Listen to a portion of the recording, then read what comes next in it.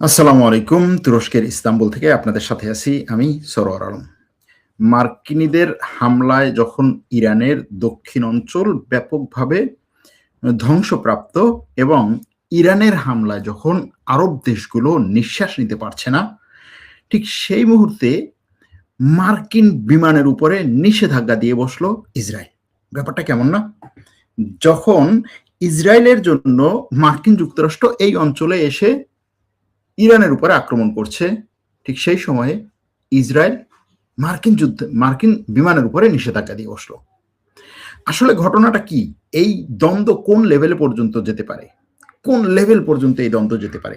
কারণ হচ্ছে এই নিষেধাজ্ঞার পরপরই আবার মার্কিন যুক্তরাষ্ট্রের প্রেসিডেন্ট ডোনাল্ড ট্রাম্প নেতানিয়াহুকে ফোন করে ভিন্ন রকম একটা হুমকি দিয়েছে। তার সেই হুমকি নেতানিয়াহুর এই অঞ্চল নিয়ে যে পরিকল্পনা, যে বিশাল পরিকল্পনা, তার সেই কি বলে গ্রেটার ইসরায়েল, তারপরে হচ্ছে এই অঞ্চলকে ডিজাইন করা, এই যে পরিকল্পনা, সেই পরিকল্পনায় মোটামুটি একটা বড় ধরনের ধাক্কা। দেখুন, যার কাছ থেকে সে সবচাইতে বেশি সাপোর্ট পাবে, সাপোর্ট পাওয়ার জন্য বসে আছে, সাপোর্ট পাচ্ছিল, যেই আমেরিকার সামরিক বিমানগুলো ইসরায়েলের জন্যই কাজ করে এখানে, সেই আমেরিকার বিমানগুলোর উপরে ইসরায়েল নিষেধাজ্ঞা দিচ্ছে। আবার সেই আমেরিকায় ইসরায়েলকে বলছে তুমি এইগুলো করতে পারবে না। বিষয়টা কি, ওইদিকে আসছি, বিস্তারিত আলোচনা করার চেষ্টা করব। তবে তার আগে ছোট ছোট কিছু ঘটনা বলে নেই। ছোট ছোট ঘটনার মধ্যে অন্যতম একটা হচ্ছে, আমি তুরস্কে আছি আজকে 15 জুলাই 2026 সাল। আজ থেকে ঠিক 10 বছর আগে তুরস্কে বর্তমান রাষ্ট্রপতি এরদোগানকে এবং এরদোগানের সরকারকে ক্ষমতাচ্যুত করতে, এরদোগানকে হত্যা করতে দেশের মধ্য থেকে সামরিক এবং বেসামরিক দুটো গ্রুপ একত্রে একটা সামরিক অভ্যুত্থান করার চেষ্টা করে। সেই অভ্যুত্থান ঠেকিয়ে দিতে তখন এরদোগান, তার রাজনৈতিক দল এবং দেশের সাধারণ মানুষ রাস্তায় নামে ঝাঁপিয়ে পড়ে। বিশ্বের কাছে তারা একটা দৃষ্টান্ত হয়ে দাঁড়ায়। গণতন্ত্র রক্ষার, রাষ্ট্র রক্ষার, রাষ্ট্রপতিকে রক্ষার, সরকার রক্ষার লড়াইয়ে নামে আবাল বৃদ্ধ বনিতা সবাই।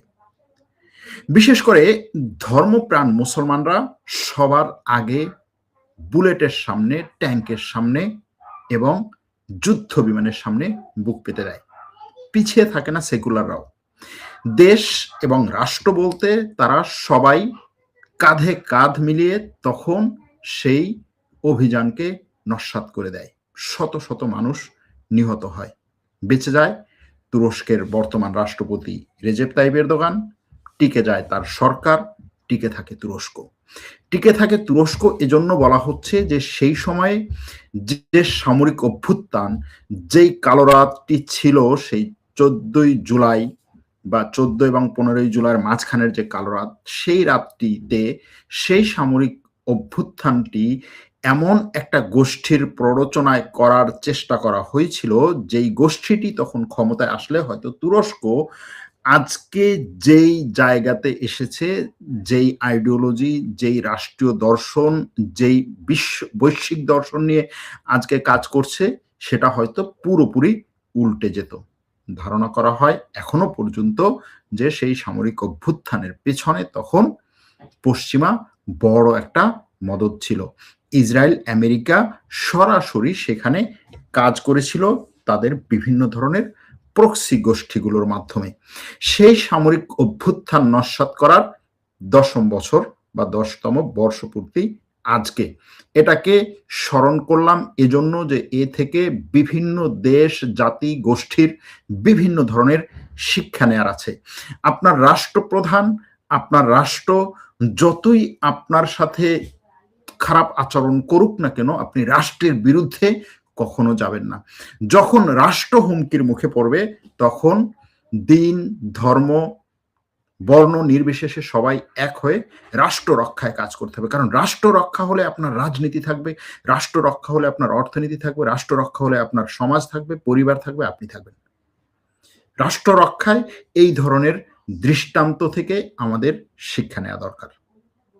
কথা বলার পরে আমরা আমাদের আজকের মূল আলোচনায় ফেরত আসি। মূল আলোচনাটা ছিল যখন ইরান এবং আমেরিকা একে অপরের উপরে ব্যাপক পরিমাণে আক্রমণ চালাচ্ছে, আমেরিকা হরমুজ প্রণালীকে বন্ধ করে দিয়েছে। ইরান আগেই হরমুজ প্রণালী বন্ধ করে দিয়েছে, আমেরিকা তার সেই পুরান কৌশলে আগাচ্ছে কি, যে আমিও হরমুজ প্রণালী বন্ধ করে দিলাম, শুধু ইরানের নাম আসবে কিসের জন্য? হরমুজ প্রণালী ইরান যখন খুলে দেয় বলে আমিও খুলে দিলাম, শুধু ইরানের নাম আসবে কেন? আমিও তো সেখান থেকে একটু ক্রেডিট পাবো।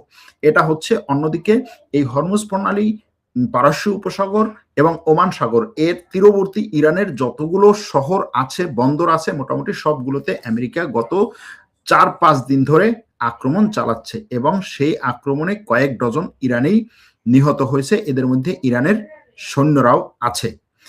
ইরানের সামরিক বাহিনীর কিছু ঘাঁটিতে গত রাতেও আক্রমণ করেছে আমেরিকা। এখন এই আক্রমণে ইরান পাল্টা আক্রমণ করছে এই অঞ্চলে, অর্থাৎ কাতার, কুয়েত। কাতারে হয়তো খুব 2 দিন ধরে আক্রমণ হচ্ছে না, কিন্তু এর বাইরে কুয়েত, ওমান, তারপরে হচ্ছে সৌদি আরব, আমিরাত, এই সমস্ত জায়গায়, জর্ডান, এসব জায়গার আমেরিকার ঘাঁটিতে ইরান আক্রমণ করছে। একটা প্রশ্ন বারবার আসে যে ইরান এই সমস্ত জায়গায় আক্রমণ করলো কেন, ইসরায়েলে আক্রমণ করছে না? এই প্রশ্নটা আসছে। এটার পক্ষে বিপক্ষে অনেক ধরনের মতামত দেওয়া সম্ভব, সেই দিকে আজকে যাব না। আজকে যে জায়গাটাতে যাব, যে এরকম আক্রমণ করার সময়, এই ধরনের আক্রমণ করার সময় আমেরিকার দরকার হচ্ছে দুটো জিনিস। একটা, এই দেশগুলোকে রক্ষা করা ইরানের আক্রমণ থেকে। কোন দেশগুলোকে? আরব দেশগুলোকে রক্ষা করা। দ্বিতীয় হচ্ছে ইরানের উপরে পাল্টা আক্রমণ করার জন্য তার যুদ্ধ বিমানকে ফুয়েল দিবে, যুদ্ধ বিমানকে জ্বালানি দেবে, সেরকম রিফুয়েলিং বিমান সাপ্লাই দেওয়া। এখন ইরান এইসব দেশের বিভিন্ন ঘাঁটিতে আক্রমণের মাধ্যমে আমেরিকাকে এই শিক্ষাটা দিয়েছে যে আরব দেশগুলোর কোনো ঘাঁটিতে তোমার বিমানগুলো নিরাপদ না। আমরা জানি কুয়েতে, একেবারে কুয়েত হচ্ছে ইরানের সবচেয়ে কাছের রাষ্ট্র, কুয়েতে আমেরিকার অনেকগুলো রিফুয়েলিং বিমান ছিল এবং সেখান থেকে প্রায় 7-8টা বিমান ধ্বংস হয়েছে ইরানের আক্রমণে। এরপর থেকে ওখানে সে রিফুয়েলিং বিমান রাখতে পারছে না। কাতার, সৌদি আরব, সংযুক্ত আরব আমিরাত, ইরানের যে সীমান্তবর্তী, মানে পারস্য উপসাগরের যে সীমা, সাগর সীমার যে সমস্ত শহর আছে, ওই সমস্ত শহরে আমেরিকা এই বিমানগুলোকে রাখতে পারছে না। এখন এই বিমানগুলোকে রাখার বর্তমানে আমেরিকার একমাত্র নিরাপদ জায়গা হচ্ছে ইসরায়েল। কিন্তু ইসরায়েল আমেরিকার এই বিমানের উপরে নিষেধাজ্ঞা দিয়েছে। নিষেধাজ্ঞা দিয়েছে আমেরিকার বিমানের উপরে, যে আমেরিকা ইসরায়েলে নতুন করে রিফুয়েলিং বিমান নিয়ে আসতে পারবে না। ব্যাপারটা কেমন বলেন তো? যে ভাই, তোর জন্য করলাম চুরি, তুই বলো চোর। ঘটনাটা কি, তাই না? ঘটনাটা কি? ঘটনাটা হচ্ছে আমেরিকার সাথে ইসরায়েলের কিছু কিছু বিষয় চুক্তি আছে। বাইরে এইগুলো স্পষ্ট দেখা যায় না, কিন্তু বাইরে আমরা জানি যে আমেরিকা, ইসরায়েল সব ক্ষেত্রে হচ্ছে একে অপরকে একেবারে চোখ বন্ধ করে সাপোর্ট দিবে, কিন্তু সেটা হয় না। তাদের উভয়ের স্বার্থ যেখানে একত্র হয়, সেখানে তারা চোখ বন্ধ করে ঝাঁপাইয়ে পড়ে। কিন্তু দুইজনের স্বার্থে যখন আঘাত লাগে, পরস্পর বিরোধী জায়গায় যায়, তখন আমেরিকার চেয়েও ইসরায়েল সরাসরি ইউটার্ন নেয়। আমেরিকা না নিলেও ইসরায়েল ইউটার্ন নেয়। ইসরায়েলের কথা হচ্ছে, এই দুনিয়াতে আমি ছাড়া আমার নিজের স্বার্থের জন্য আর কাউকেই আমি হচ্ছে তোয়াক্কা করব না। এখন আমেরিকা ইসরায়েলের মধ্যে একটা চুক্তি আছে যে ইসরায়েলের রাজধানীতে তেল আবিবে বেন গরিয়ন বিমানবন্দর, যেটা সামরিক না বেসামরিক বিমানবন্দর, সামরিক বিমানবন্দর না, ধরুন ঢাকা আন্তর্জাতিক বিমানবন্দর, যেটা শাহজালাল আন্তর্জাতিক বিমানবন্দর, সেটা কি, সেখানে কোনো যুদ্ধ বিমান থাকবে না, সেখানে থাকবে হচ্ছে বাণিজ্যিক বিমান, যাত্রীবাহী বিমান, মানুষজন বিভিন্ন দেশে যাবে। এখন ইসরায়েলের ওই যাত্রীবাহী বিমানবন্দরে আমেরিকার 20টা ট্যাঙ্কার বিমান রাখতে পারবে। এটা হচ্ছে ইসরায়েল আমেরিকার মধ্যে চুক্তি। এখন 20টা ট্যাঙ্কার বিমান রাখার মতো জায়গা সে ওই বিমানবন্দরে দিয়েছে এবং তার কথা হচ্ছে 20টার বেশি এখানে রাখলে আমি যাত্রীবাহী বিমান ওড়াতে পারছি না। আর আমেরিকার কথা হচ্ছে, আমি এই যে হামলাগুলো চালাচ্ছি এখন, সেজন্য তোমার এই বিমানবন্দরে আমার 20টা না, আমার আরো অন্তত 20টা, অর্থাৎ টোটাল 40টা ট্যাঙ্কার বিমান, রিফুয়েলিং বিমান রাখা দরকার। এই রিফুয়েলিং বিমান এবং যাত্রীবাহী বিমান আর হচ্ছে যুদ্ধ বিমানের মধ্যে পার্থক্যটা আমি একটু পরে বলবো। তো এ নিয়ে আমেরিকা এবং ইসরায়েলের মধ্যে দ্বন্দ্ব। আমেরিকা সেখানে জোর করে বিমান পাঠাচ্ছে। জোর করে বিমান পাঠানোর কারণে ইসরায়েলের যাত্রীবাহী বিমানগুলো ঠিকমতো উড়তে পারছে না। যাত্রীবাহী বিমান অনেক ক্যান্সেল করতে হচ্ছে, যাত্রীদের টিকিট ক্যান্সেল করতে হচ্ছে। এখন ইসরায়েলের কথা হচ্ছে, এই সামারের ছুটিতে আমার অনেক ইসরায়েলি নাগরিক দেশের বাইরে যাবে, তাদেরকে দেশের বাইরে বের করে দেওয়া দরকার। হ্যাঁ, তারা রিল্যাক্সে যাবে, তারা হচ্ছে এখন ইসরায়েলের মধ্যে যে আক্রমণ পাল্টা আক্রমণ আবার হতে পারে সেগুলো থেকে নিরাপত্তার জন্য তারা বিভিন্ন জায়গায় যেতে চাচ্ছে, তাদেরকে বের করে দরকার। এখন আমি যদি বিমান ঠিক মতো এখান থেকে উড়াতে না পারি তাহলে ওই যুদ্ধ মুদ্ধ আমার দরকার নেই। এটা হচ্ছে ইসরায়েলের পর্যটন মন্ত্রী অথবা যোগাযোগ মন্ত্রীর কথা। এখন এই যোগাযোগ মন্ত্রী এটাকে নিয়ে এসে বলছে যে আমেরিকার সাথে আমার 20টা বিমান ছিল, 20টার বাইরে কোনো বিমান এখানে নামতে পারবে না, আমি নিষেধাজ্ঞা দিয়ে দিলাম। এখন আমেরিকার সমস্যা হচ্ছে এই বিমানগুলো সে অন্য কোনো দেশে নিয়ে রাখার সাহস পাচ্ছে না, কুয়েতে রাখার সাহস পাচ্ছে না, বাহরাইনে, কাতারে, এই সমস্ত দেশে রাখার সাহস পাচ্ছে না। কারণ হচ্ছে এই বিমানগুলো টার্গেট হয়, আক্রমণ হয়। এখন প্রশ্ন হচ্ছে, আচ্ছা আমেরিকা এই বিমানের জন্য কেন ওই বিমানবন্দরটা কি হচ্ছে টার্গেট করতেছে, ওই বিমানবন্দরেই কেন রাখতে হবে? ইসরায়েলের যোগাযোগ মন্ত্রীর কথাও এটা যে এই বিমানবন্দর কেন লাগবে, তুমি ভাই ইসরায়েলের প্রতিরক্ষা মন্ত্রীর সাথে যাও, তার সাথে তুমি আলাপ করো, তার আগামী নির্বাচন আসছে, নির্বাচনে তো আমরা যার যার মতো করে নির্বাচন করবো, প্রতিরক্ষা মন্ত্রী সে জিতলে জিতলো, ওই যে বেন গভীর সে জিতলে জিতলো, হারলে হারলো, আমার যার যার আখের গোছাতে হবে। তুমি যাও প্রতিরক্ষা মন্ত্রীর সাথে গিয়ে হচ্ছে আলাপ করো, তার যে সমস্ত হচ্ছে সামরিক ঘাঁটি আছে সেগুলোতে রাখো, নেভাতিমে তার সামরিক ঘাঁটি আছে, তারপরে হচ্ছে আরো কয়েক জায়গায় তাদের সামরিক ঘাঁটি আছে, সেগুলোতে রাখো। এখন আমেরিকার কথা হচ্ছে আমার এই যে বিশাল দৈত্যাকার বিমান, এই বিমানগুলো ওই সামরিক ঘাঁটিতে সহজে রাখা এবং সহজে ওঠার মতো তাদের রানওয়ে নাই, তাদের যে রানওয়ে এবং এই বিমান রক্ষার যে সমস্ত সিস্টেম সেটা যথেষ্ট না। এখন আসেন তাহলে এই সামরিক বিমানের সাথে অর্থাৎ এই রিফুয়েলিং বিমানের সাথে একটা যুদ্ধ বিমানের মানে তুলনা করি।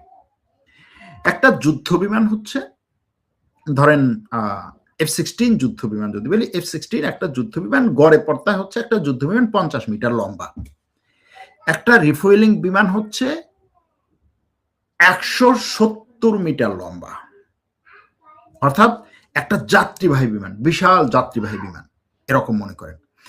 একটা যুদ্ধ বিমান যতটা প্রশস্ত, একটা রিফুয়েলিং বিমান তার চেয়ে অনেক অনেক বেশি প্রশস্ত। 50 মিটার বলছি, সরি ভুল বলছি, দৈর্ঘ্যের কথা বলি। একটা F-16 যুদ্ধ বিমান হচ্ছে 50 ফুট লম্বা, আর একটা রিফুয়েলিং বিমান ধরুন KC-46 যেটা অথবা অন্য ধরনের রিফুয়েলিং বিমান, তারা হচ্ছে 165 ফুট লম্বা। অর্থাৎ লম্বায় একটা রিফুয়েলিং বিমানের জায়গায় 3টার বেশি যুদ্ধ বিমান এক লাইনে দাঁড় করিয়ে দেওয়া সম্ভব। ডানার প্রশস্ততা যদি বলা হয়, যুদ্ধ বিমানের ডানাগুলো থাকে ছোট এবং তির্যক, চওড়া মাত্র 32 ফুট, আর একটা রিফুয়েলিং বিমানের ডানা হচ্ছে বিশাল, চওড়া হচ্ছে 165 ফুট। অর্থাৎ একটা রিফুয়েলিং বিমান লম্বায়ও যতটুকু তার চওড়াও হচ্ছে প্রায় ততটুকু। আবার একটা রিফুয়েলিং বিমানের ওজন হচ্ছে 200 টন, একটা যুদ্ধ বিমানের ওজন হচ্ছে 20 থেকে 25 টন। তো এই হিসাবগুলো করলে একটা রিফুয়েলিং বিমানের জায়গায় 8 থেকে 10টা যুদ্ধ বিমান বসানো যায়, মানে সব দিক হিসাব করলে, যে আকারের দিক থেকে একটা রিফুয়েলিং বিমানের আকার অন্তত 8 থেকে 10টা যুদ্ধ বিমানের সমান। এখন এই বিমানগুলোকে মানে 5টা 7টা বিমান যদি আপনি একটা সামরিক ঘাঁটির যে বিমানবন্দরগুলো আছে, সেনাবাহিনীর বিমান বাহিনীর যে বিমানবন্দর, সেখানে দিলে তারা উঠতে পারবে না। এখন একদিকে আমেরিকার এই বিমানগুলো দরকার এই অঞ্চলে রাখা, অন্যদিকে ইসরায়েল বলছে এখানে রাখতে পারবে না। তাহলে সমস্যাটা কি, ঝামেলাটা কোথায়? ঝামেলাটা হচ্ছে আমেরিকা এখন যে ইরানের উপরে ব্যাপক পরিমাণে হামলা চালাচ্ছে, এই হামলা চালানোর সময় তো এর তো রিফুয়েলিং বিমান দরকার। তার মানে কি, তাহলে কি এখন বলবেন যে ইসরায়েল তলে তলে ইরানের পক্ষে কাজ করতেছে? বলা যায় না এটা, যে ইসরায়েল তলে তলে আমেরিকার বিরুদ্ধে গিয়ে ইরানের পক্ষে কাজ করতেছে। কিন্তু আসলে বিষয়টা হচ্ছে দ্বন্দ্বের আঘাত, আমেরিকার উপরে চাপ সৃষ্টি করা। আমেরিকার সাথে ইসরায়েলের যে বিভিন্ন সময় দ্বন্দ্বগুলো ছিল এই গত কিছুদিন ধরে, যে তুমি ইরানের উপরে আক্রমণ করতেছো না, আবার আমরা এখানে রিফুয়েলিং বিমান রেখে ভাব দেখাচ্ছ, যাও ইরানের উপরে আক্রমণ করো, তারপর আমি ভাইবে দেখি যে এখানে রিফুয়েলিং বিমান রাখা যাবে কিনা। আমেরিকাও দৌড়ে গেছে, ঠিক আছে ইরানের উপর আক্রমণ করি ভাই, একটু ঠান্ডা থাকে। কিন্তু ট্রাম্প আবার এইখানে ইসরায়েলের উপরে ব্যাপক পরিমাণে প্রেসার ক্রিয়েট করতেছে। কি বলছে, গত পরশুদিন ইসরায়েলের প্রধানমন্ত্রীকে ফোন দিয়ে মার্কিন প্রেসিডেন্ট বলছে, এই নেতানিয়াহু, তোমার সিরিয়া থেকে সৈন্য প্রত্যাহার করতে হবে, সিরিয়া থেকে সরে যাও, সিরিয়া আমার জায়গা, ওইখানে আমি খেলবো, ওখানে তুমি খেলতে পারবে না, তোমারে আমি যেটুক দিছি সেটুক নিয়ে খেলো। ট্রাম্পের সহজ কথা। তুমি সিরিয়ায় থাকলে আমি এই অঞ্চল নিয়ে যেই সমস্ত হচ্ছে পরিকল্পনা করতেছি, অমুক জায়গায় আমার কোম্পানি হবে, সমুক জায়গায় আমার কোম্পানি হবে, সিরিয়ার এই জায়গায় আমার কোম্পানি যাবে, সিরিয়ার ওই ঘাটিতে আমার কোম্পানি যাবে, সিরিয়ার সেই কি বলে তেলের খনিতে আমার কোম্পানি যাবে। এই যে এত বিশাল পরিকল্পনা। তারপরে হচ্ছে ইরাক নিয়ে তাদের পরিকল্পনা আছে, সিরিয়াকে দেখিয়ে তারা ইরাক নিয়েও পরিকল্পনা করতেছে আমেরিকা। সিরিয়াকে দেখিয়ে ইরাক নিয়ে কি পরিকল্পনা? সিরিয়াকে যেরকম ভাবে তারা পুরো ইরানের হাত থেকে মুক্ত করেছে যদি বলা যায়, অথবা ইরানের হাত থেকে ছিনিয়ে নিয়েছে, যেটাই বলেন, ঠিক একইভাবে ইরাককেও ইরানের হাত থেকে পুরোপুরি সরিয়ে নিতে চায়। এটা নিয়ে আজকে ইরাকের প্রধানমন্ত্রী আমেরিকায় গিয়েছে এবং আমেরিকার প্রতিরক্ষা মন্ত্রীর সাথে বৈঠক করেছে। দেখেন, ইরাকের প্রধানমন্ত্রী বৈঠক করবে কার সাথে? সর্বোচ্চ আমেরিকার প্রেসিডেন্টের সাথে, অথবা আমেরিকার পররাষ্ট্রমন্ত্রীর সাথে, ভাইস প্রেসিডেন্টের সাথে। সে আমেরিকার প্রতিরক্ষা মন্ত্রীর সাথে বৈঠক করে, আমেরিকার প্রতিরক্ষা মন্ত্রীর সাথে বৈঠক করবে ইরাকের প্রতিরক্ষা মন্ত্রী। তো এই যে জিনিসগুলো চলছে এবং ইরাক নিয়ে যে কিছু খেলা চলছে, সেটা তো হয়তো এর আগে বলি নাই বা বলেছি, আপনাদের হয়তো মনে থাকতে পারে, যে ইরাককেও ইরানের বলয় থেকে বের করে নিতে চায়। এখন ইরাককে ইরানের বলয় থেকে বের করে নিতে চাইলে সিরিয়ায় তারা একটা নিরাপত্তা দিচ্ছে, সিরিয়াকে রক্ষা করছে, সিরিয়ায় কোনো সমস্যা নাই, ইরানের বলয় থেকে বের হওয়ার পরে সিরিয়া ভালো আছে, সিরিয়ার উপরে কোনো আক্রমণ হচ্ছে না, এটা দেখানো দরকার। আমেরিকার কথা হচ্ছে, এই নেতানিয়াহু, তুমি সিরিয়া থেকে উঠে যাও, তুমি লেবানন থেকে উঠে যাও, আমি ওই অঞ্চলে খেলবো। এখন নেতানিয়াহুর কথা হচ্ছে, তুমি এই অঞ্চলে খেলবা, তাইলে আমি কে? এত বছর ধরে যেই আমার জন্য এখানের সবকিছু ডিজাইন করা হলো, সেই আমাকেই তুমি সরিয়ে দিচ্ছ। ঘটনাটা কি? ওকে, ঠিক আছে, দিবা সরিয়া, তোমার বিমান এখানে আমি রাখতে দেবো না, ওইখানে বসে বসে তোমার হচ্ছে বিমান, ওই যুদ্ধ বিমান ওইখানে পড়বে, উঠতে উঠতে যে ফুয়েল শেষ হয়ে যাবে, পড়বে, আমার সমস্যা কি? এরকম একটা ব্যাপার। এখন এই দ্বন্দ্ব চলছে, এই দ্বন্দ্বে ইরান কি খেলাটা খেলছে, জায়গাটা হচ্ছে এখানে। ইরানের এখানে খেলা আছে কিনা? অবশ্যই খেলা আছে। ইরান ইসরায়েলে আক্রমণ করছে না আপাতত, ঠিক আছে, ইসরায়েলে আক্রমণ করছে না, কিন্তু ইরানের আশেপাশের যে দেশগুলো আছে সেই সমস্ত দেশকে সে নিঃশ্বাস নেওয়ার সুযোগ দিচ্ছে না। অর্থাৎ ওই সমস্ত দেশে আমেরিকার যে ঘাঁটিগুলো আছে সেই ঘাঁটিগুলোতে নিঃশ্বাস নেওয়ার সুযোগ দিচ্ছে না। আমেরিকা কুয়েতে যে আক্রমণটা হলো এবং সেই আক্রমণে যে আমেরিকার 10-12 জন সৈন্য নিহত হলো, সেই নিহত সৈন্যদের পর থেকে, সেখান থেকে আহত হয়ে বেঁচে যাওয়া সৈন্যদের যে বিভীষিকাময় তাদের যে বক্তব্যগুলো, যে ওইখানে আমরা যেটা দেখেছি সেটা আমরা কল্পনাও করি না, চোখে সহজীবল দেখেছি। যখন তাদের কথা হচ্ছে, যখন কুয়েতে আক্রমণ হলো, আমাদের ঘাঁটিতে আক্রমণ হওয়ার পরে আমি 2 জন সৈন্যকে টেনে বের করলাম, যাদের একজন মারা গেছে, একজন হচ্ছে আহত, তার গা থেকে রক্ত পড়ছে, আমি বসে আছি যে হচ্ছে অ্যাম্বুলেন্স আসবে। কিসের অ্যাম্বুলেন্স, কোথায় কি? আমি খালি দেখি ধোয়া আর ধোয়া, আর কিছু দেখি না চোখে। ঘন্টার পর ঘন্টা অপেক্ষা করছি। তো যেই সমস্ত দেশে আমরা এত বছর ধরে ওখানে থেকে, হ্যাঁ, তাদের নিরাপত্তা, নিজেদের নিরাপত্তা নিশ্চিত করার জন্য কাজ করছি, সেখানে আমরা দেখি খালি মৃত্যু আর মৃত্যু। তো সেখানে থেকে আমার লাভটা কি? এরকম একটা ব্যাপার। তো আমেরিকা এই অঞ্চলে যে সৈন্যদেরকে পাঠায়, কিছু সৈন্য সরাসরি যুদ্ধ করে, ধরেন যুদ্ধ বিমান, ওরা এটা করে সেটা করে, তাদেরকে একটা জিনিস আমেরিকা নিশ্চিত করতে হয়, সেটা হচ্ছে তুমি এই অপারেশনের বাইরে, অপারেশন চলাকালীন সময় তুমি অপারেশন করবে, এর বাইরে তুমি 5 স্টার হোটেলে থাকবা, 7 স্টার হোটেলে থাকবা, সেই নিরাপত্তা আমি দেবো। এটা হচ্ছে আমেরিকার কথা। ইরান ওই মাঝে মাঝে আক্রমণ করে না দুবাইয়ের 5 স্টার হোটেলে, কাতারের 5 স্টার হোটেলে, এমনি এমনি না। ইসরায়েলে পর্যন্ত যে ইসরায়েলের রাজধানীতে আমেরিকার সামরিক ঘাঁটিটা করেছে, ওই যে বিমানবন্দর, বেন গুরিয়ন বিমানবন্দরে, এর কারণ হচ্ছে আমেরিকার সৈন্যরা ইসরায়েলের ওই মরুভূমিতে গিয়ে, ওই নেভাতিমে গিয়ে, তারপরে হচ্ছে ইয়াতে গিয়ে, কি বলে, অন্য যেই সমস্ত যে ঘাঁটিগুলো আছে সেই সমস্ত ঘাঁটিতে গিয়ে তারা থাকতে চায় না। সে সমস্ত ঘাঁটিতে গিয়ে তারা থাকতে চায় না। এর কারণ হচ্ছে ওই সমস্ত ঘাঁটিতে, ইসরায়েলের ওই সমস্ত ঘাঁটিতে বা ঘাটির আশেপাশে ওইরকম 5 স্টার লাক্সারি জীবনযাপন করার সুযোগ নাই। সেখানে গিয়ে থাকতে হয় ইসরায়েলের সেনাদের সাথে মরুভূমির মধ্যে বা ওই সামরিক ঘাটিতে তাদের যতটুকু ফ্যাসিলিটিস আছে সেটার মধ্যে। আবার আরো একটা ব্যাপার আছে, সেটা হচ্ছে ওই সমস্ত ঘাটিগুলো কিন্তু প্রায় হুথি এবং হিজবুল্লাহ টার্গেটে পরিণত হয়। যেমন ধরুন কোন কোন ঘাঁটি, যে ঘাঁটিগুলোর কথা যদি সামনে আসে, নেভাতিমের যে ঘাঁটি, ইসরায়েলের নেভাতিমের ঘাঁটি, তারপরে হচ্ছে রামাত ডেভিডের যে সমস্ত রামাত ডেভিড নামের যে সামরিক ঘাঁটি আছে, সেগুলো বিভিন্ন সময়ে হিজবুল্লাহ এবং ইয়েমেনের হুথিদের টার্গেটে পরিণত হয়েছে। এই সমস্ত ঘাঁটিতে অতীতেও রকেট এবং ড্রোন হামলা হয়েছে, ড্রোন হামলার চেষ্টা হয়েছে, হামলা হয়েছে। এই ঘাঁটিগুলোতে বিপুল পরিমাণে বিস্ফোরক জ্বালানি ভর্তি থাকায় মার্কিন বিমানগুলো একসঙ্গে রাখা ঝুঁকিপূর্ণ এবং মার্কিন সৈন্যরাও সেখানে থাকতে চাচ্ছে না। তো এই যে ইরান যে কৌশলটা করেছে সেটা কি? সেটা হচ্ছে এই সমস্ত জায়গায় মার্কিন ঘাঁটিগুলোকে সে ব্যাপক পরিমাণে হচ্ছে দৌড়ের উপর রেখেছে। দৌড়ের উপর রাখার কারণে মার্কিন সৈন্যরা, মার্কিন বিমান বাহিনী এবং সেন্টকম এই সমস্ত জায়গায় মার্কিন এই ধরনের বিমানগুলোকে রাখতে চাচ্ছে না।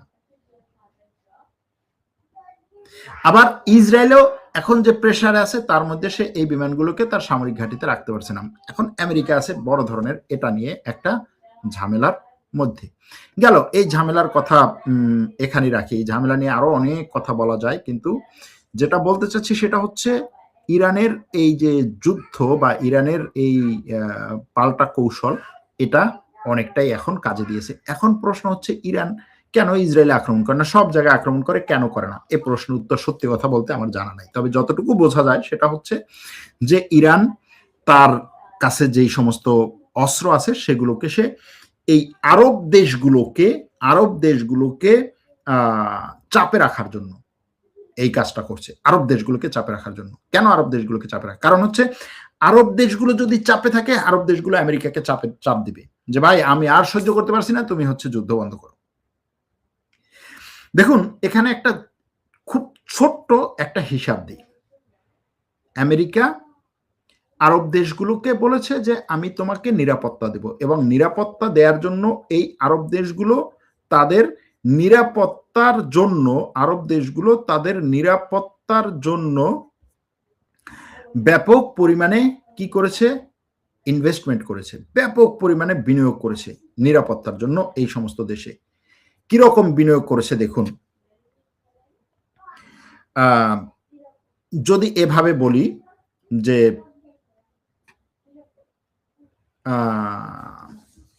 আমেরিকার Patriot air defence system, third air defence system, সবচেয়ে ভালো এয়ার ডিফেন্স সিস্টেম, এগুলো প্রায় সবগুলো আরব দেশ নিয়েছে। এরপরে হচ্ছে তাদের দেশগুলোতে আমেরিকার সৈন্যরা আছে। শুধুমাত্র এইগুলো যে নিয়েছে তা না, ওইসব দেশে আমেরিকার সৈন্যরা আছে। দেখুন কোন দেশে কতগুলো আমেরিকার সৈন্য আছে। বলে না যে হচ্ছে মধ্যপ্রাচ্যে আমেরিকার 50,000 সৈন্য আছে, মধ্যপ্রাচ্যে আমেরিকার 50,000 সৈন্য আছে, এটা বলা হচ্ছে। এই 50,000 সৈন্য 19টা লোকেশনে আছে, 19টা জায়গাতে। তার মধ্যে এক নম্বর হচ্ছে কুয়েতে 13,500 সৈন্য আছে। সৌদি আরবে 13,500 আমেরিকার সৈন্য আছে। কাতারে 10,000 আমেরিকার সৈন্য আছে। আরব আমিরাতে 3,000 আমেরিকার সৈন্য আছে। বাহরাইনে 2,700, আরব আমিরাতে 3,500, বাহরাইনে 2,700। ওমানে কয়েকশো সৈন্য আছে। জর্ডানে আছে প্রায় 3,800, ইরাকে আছে 2,500, সিরিয়ায় আছে এখন কত আছে এটা বলা যায় না, সিরিয়া থেকে নিয়ে গেছে। তুরস্কে আছে প্রায় 1,000-এর মতো। এই যে সৈন্যগুলো আছে, সেই সৈন্যদের নিরাপত্তার জন্যই মূলত আমেরিকার যে এয়ার ডিফেন্স সিস্টেম, কিন্তু ওই দেশগুলো মনে করতো যে তাদের দেশের নিরাপত্তার জন্য, এবং তাদের দেশের নিরাপত্তার জন্য তারা এয়ার ডিফেন্স সিস্টেম কিনেছে। Patriot air defence system, third air defence system. এরপরে ইসরায়েলের কাছ থেকে কিছু এয়ার ডিফেন্স সিস্টেম নিয়েছে, চীনের কাছ থেকে কিছু এয়ার ডিফেন্স সিস্টেম নিয়েছে, রাশিয়ার কাছ থেকে কিছু এয়ার ডিফেন্স সিস্টেম নিয়েছে তারা। এখন এই এয়ার ডিফেন্স সিস্টেম দিয়ে যে যুদ্ধটা চলছে, সেই যুদ্ধটার হিসাবটা বলি। দেখেন, আমেরিকার Lockheed Martin Patriot air defence system তৈরি করে যে কোম্পানি, সেই কোম্পানির এক মাসে এয়ার ডিফেন্স সিস্টেম তৈরি করার ক্ষমতা কত জানেন? এক মাসে কয়টা এয়ার ডিফেন্স সিস্টেম তৈরি করতে পারে ওই কোম্পানিগুলো?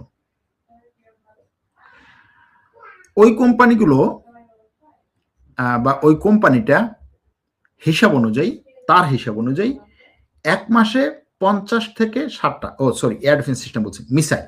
এয়ার ডিফেন্স সিস্টেম থেকে তো আপনি মিসাইল মারবেন। ধরেন ইরান ড্রোন মারতেছে, শাহেদ ড্রোন মারতেছে, সে মিসাইল মারতেছে। ইরান মিসাইল মারতেছে, সেটাকে রক্ষা করার জন্য সে এখান থেকে হচ্ছে প্যাট্রিয়ট মিসাইল মারতেছে।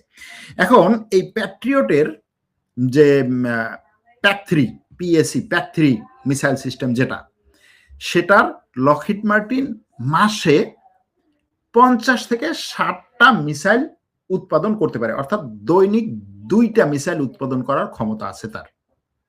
দৈনিক 2টা মিসাইল। একটা মিসাইলের দাম কত?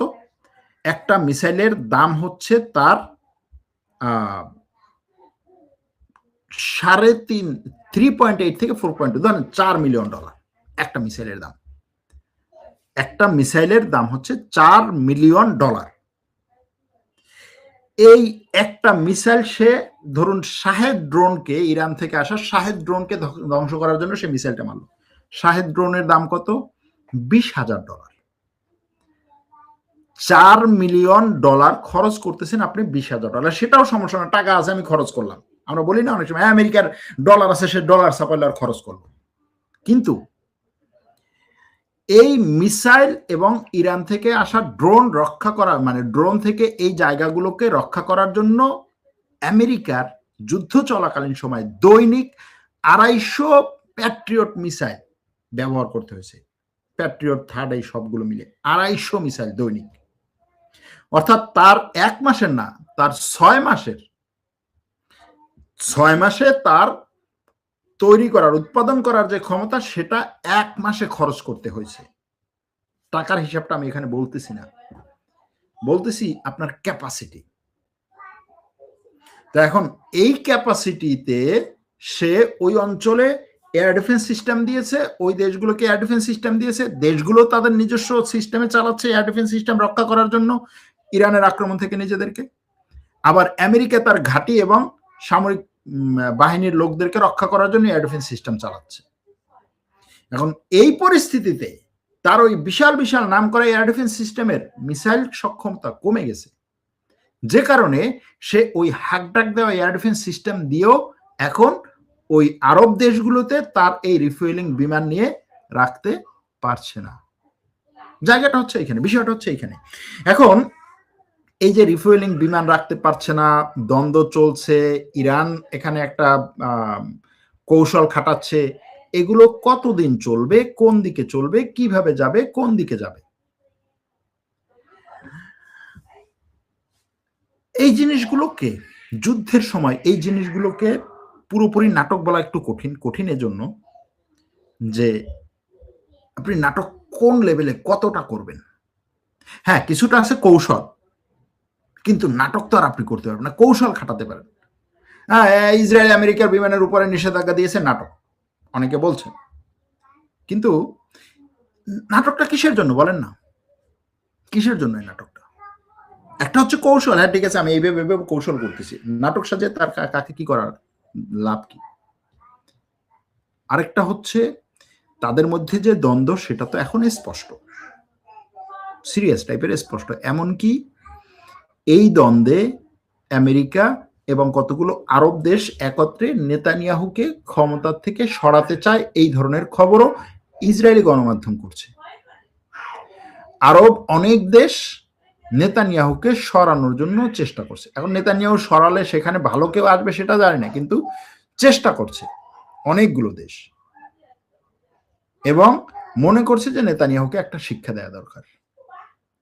এখন এই নেতানিয়াহুকে শিক্ষা দেওয়ার ক্ষেত্রে আরব দেশগুলো আমেরিকাকে কতটা ব্যবহার করতে পারবে, এখানে বলতে পারেন যে হ্যাঁ, এখানে একটা কৌশল থাকতে পারে যে হ্যাঁ, আমেরিকায় আরব দেশগুলোর সাথে একত্রে বলতেছে হ্যাঁ আসো খেলি নেতানিয়াহুর বিরুদ্ধে, কিন্তু সে তলে তলে নেতানিয়াহুর সাথে, এখানে বলতে পারেন। কিন্তু এই যে ধরেন বিমানের উপরে নিষেধাজ্ঞা, বিমান চলাচলের উপরে নিষেধাজ্ঞা, এটা স্পষ্ট, এবং এটা নিয়ে দুই দেশের মধ্যে ভালো পরিমাণ দ্বন্দ্ব আছে। শেষ পর্যন্ত এরকম হওয়ার সম্ভাবনা আছে যে আমেরিকা বলবে যে ঠিক আছে ভাই, আমি 20টার বেশি ওখানে রাখবো না, তাহলে তোমার অন্য সামরিক ঘাঁটিগুলোতে আমার 1-2 করে রাখতে দাও। এরকম একটা জায়গা, এরকম একটা ব্যাপার হতে পারে যদি এই যুদ্ধ কন্টিনিউ হয়। আর যদি যুদ্ধ কন্টিনিউ না হয়, আমেরিকা যদি বলে ঠিক আছে ভাই ইরান আমি স্যারেন্ডার, আমি আর এই যুদ্ধ করবো না, ইসরায়েল আমার এমনিতেই হচ্ছে সামনে থেকেও মারছে পিছন থেকেও মারছে, দরকার নাই, আমি আমার মতো করে হচ্ছে এখানে তোমার সাথে একটা চুক্তি করে চলে যাই, যদি সেরকম হয় তাহলে হয়তো দেখা যাবে যে শেষ পর্যন্ত এটার এই আমেরিকা ইসরায়েলের দ্বন্দ্বটা আর সামনে আগাচ্ছে না। কিন্তু এই পরিস্থিতিতে বর্তমানে এরা ব্যাপক পরিমাণে একে অপরের উপরে নিজের স্বার্থে চাপ সৃষ্টি করছে। সিরিয়া নিয়ে ইসরায়েলের উপরে যে চাপটা, মানে যে কথা, হ্যাঁ হয়তো ইসরায়েল শুনবে না আমেরিকার কথা, লেবানন নিয়ে যে কথা, হয়তো আমেরিকা ইসরায়েল শুনবে না এই কথাগুলো, কিন্তু এগুলো ভালোভাবে এই অঞ্চলের দেশগুলোকে ইসরায়েলের উপরে চাপ সৃষ্টি করার জন্য পথ মুক্ত করে দিচ্ছে। এক দর্শক বলছেন, কুকুরে কুকুরে কামড়াকামড়ি দেখতে চাই না। ইরানের হামলায় মধ্যপ্রাচ্যে আমেরিকার ঘাঁটিগুলো ধ্বংসের পরিমাণ কেমন? খুব বেশি না, ধ্বংসের পরিমাণ ধ্বংস হচ্ছে কিন্তু খুব বেশি না। নাইলে একটা সামরিক ঘাঁটিতে ভাই আপনি 4 মাস ধরে যদি খালি মিসাইল মারেন, বাদ দেন মিসাইল মারা, খালি ড্রোনে যদি মারেন 4 মাস ধরে, 4 মাসে যদি সেখানে ধরেন কথার কথা দৈনিক 2টা বাদ দিলাম, একটা করেও যদি ড্রোন হচ্ছে পরে সেখানে বিস্ফোরিত হয়, তাহলে তো ওইখানে আর কিছু, ওই ঘাঁটিতে আর কিছু থাকার কথা না, না ওই ঘাঁটিতে তো আর কিছু থাকার কথা না। কিন্তু তারপরে ওই সমস্ত ঘাঁটি থেকে ইরানের উপরে আক্রমণ হচ্ছে। ওই সমস্ত ঘাঁটিতে এখনো পর্যন্ত আমেরিকার সৈন্যরা আছে অনেক ঘাঁটিতে। তো এজন্য হ্যাঁ ধ্বংস হচ্ছে, কিন্তু পরিমাণটা এত বেশি না যত বেশি হচ্ছে আমাদের বিভিন্ন সময় বিভিন্ন মিলাতে হয়।